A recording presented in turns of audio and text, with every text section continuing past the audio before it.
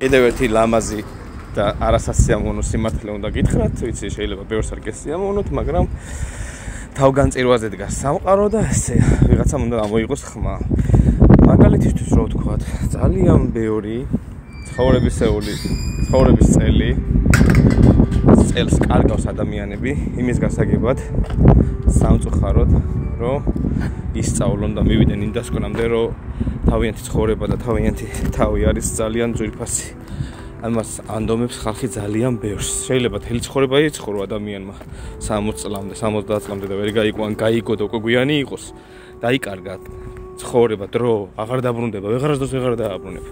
მე მაგალითად სანამდე როდესაც გავაცნობიერე ეს ყველაფერი 10-12 წელი დავკარგე დაახლოებით ის წლები, რომლებიც აღარასდროს აღარ დაბრუნდება.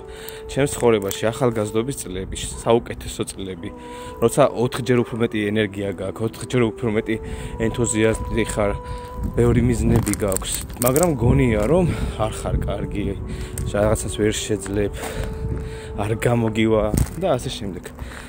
როდესაც გააცნობიერებთ, რომ თქვენ უნდა იყოთ ბედნიერები, თქვენი თავი გიყვარდეს, ამ დონემდე რომ მიხვალთ უკვე, ხო? ამჯერეთ, რომ იმ წამიდან უკვე სხვანაირი შეგრძნებები დაგეუფლებათ, სხვანაირი ბედნიერების პოვებთ, ესე ვთქვათ, ბედნიერებას რა და აი იმ ხალხს, ვისაც არ უნდა რომ დაკარგოს და ინანოს ის წლები, ძალიან ბევრმა შეიძლება ეხლა თქვენი თავი დაინახოთ აქ. ძალიან ბევრი, მაგრამ გაიარე, იცხოვრე და ბოლოში გული გეტკინა რაღაცაში და მე ინანი და ვეღარ დაბრუნდება დრო, გამორიცხულია. ამიტომ უნდა დატკბე იმ დროით, რაც ეხლა არის, აი ამ წამს გამოიღვიძო, შენი გონება გამოაღვიძო. ამით არ გულისხმობს, რომ შენ არ უნდა გიყვარდეს შენი ახლობლები, სითბო არ უნდა გასცე, სიყვარული არ უნდა გასცე. ყველას რაღაც ჩემ ვიდეოებში ესე მიაჩნია, რომ მარტო შენი თავი გიყვარდეს და დაიკიდეს ხო და გაიქეთ სიტყეში იცხოვრე და მონსტრი და რაღაც ესე წარმომიდგინა ხალხ. შენი თავი თუ შენ არ შეიყვარე, როგორ უნდა შეიყვარო სხვა? შენი თავი შენ თუ არ დააფასე, როგორ უნდა დააფასო სხვა? ჰა? შენი დრო თუ არ დააფასე, დრო რომელსაც ვერასდროს ვერ იყიდი. როგორ თხოვს სხვას რომ დააფასოს? როცა იმანაც არ იცის თავისი დროის ფასი. სხვა ადამიანმაც არ იცის თავისი დროის ფასი. როცა ამ დონემდე მიხვალ, როცა ამ ყველაფერს გააცნობიერებ, როცა ამ ყველაფერს შეისის ხორცებ. შენს თავს, შენს ცხოვრებას, შენს დროს ყველაფერი ერთმანეთზეა დაკავშირებული, სიყვარულიც, დროც, პატივისცემაც, ყველაფერი ჯაჭვურად არის ერთმანეთზე დაკავშირებული.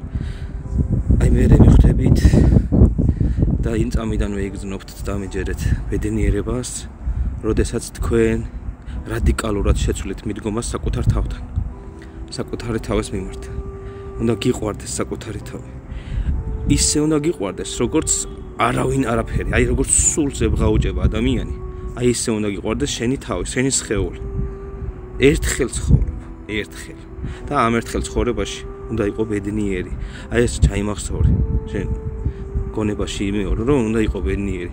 თავგანწირვაზე არის თელი ცხოვრება აწყობილი. წირავს დედა შვილისთვის, მამა შვილისთვის, ასე ანუ ყველა ერთმანეთისთვის წირავს თავს. ყველა რაღაცას აკეთებს.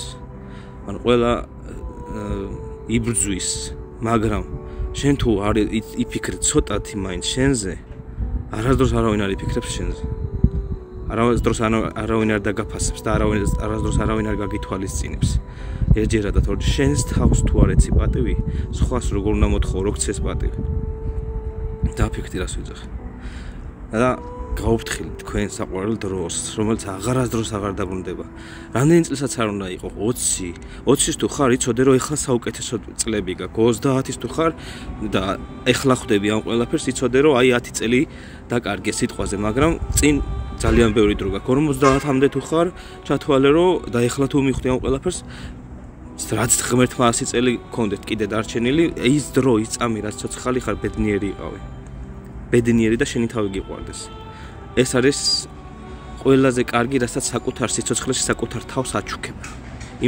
შენს თავს აჩუქებ. საჩუქარი არის ეს. შენ უნდა აჩუქოს, ხო არავინ არ გაჩუქებს. ღმერთმა გაჩუქა სიცოცხლე და შენ უნდა აჩუქოს შენს თავს ბედნიერება. აი ეს არის სწორი.